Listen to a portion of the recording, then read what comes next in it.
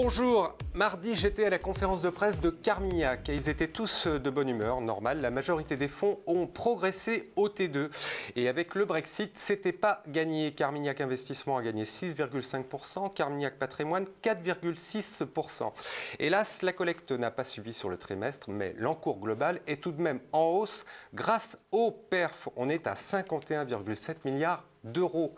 Frédéric Leroux a fait son point macro, alors il a fait comme il fait du vélo, au pas de course. Je dis cela parce que je le vois souvent en place Vendôme et à chaque fois il me fait rire. C'est sûr qu'il ne traîne pas en route. Mais bon, c'était intéressant. Alors ce que j'ai retenu: 1. La croissance US repose entièrement sur la consommation. 2. La croissance britannique va baisser, les Anglais vont sortir, mais pas comme on le pense actuellement.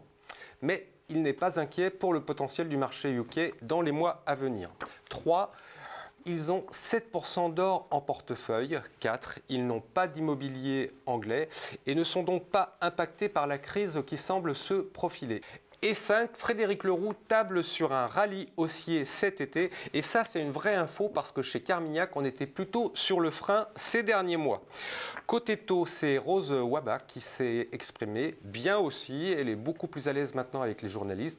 Je me souviens qu'au début, elle était très stressée. Là, c'est beaucoup mieux. Elle arrive même à faire des blagues. Alors, elle avait deux graphes intéressants. Le premier sur la taille des créances douteuses italiennes. On parle de 300 milliards d'euros. Mais d'après Carmignac, après divers filtres, on serait plutôt autour de 40 milliards, ce qui reste énorme pour l'Italie. Et vous voyez à droite le problème. Les créances douteuses concernent 6% des ménages italiens. C'est beaucoup et on arrive en période électorale, ce qui constitue un risque certain pour Matteo Renzi. Alors l'Italie peut-elle recourir aux fonds publics? Ce n'est pas prévu dans les statuts européens, donc problème. D'où les fuites de la semaine dernière qui semblent surtout destinées à tester les marchés et l'Union. S'agissant des banques italiennes, la plus vulnérable est Montepaschi et ils n'en ont pas. Ils ont Intesa et Unicredit qui semblent moins impactés. Carmignac les garde en portefeuille pour l'instant. Ah, juste avant de vous quitter, regardez ce graphe. C'est l'évolution des positions de Carmignac Investissement le 24 juin.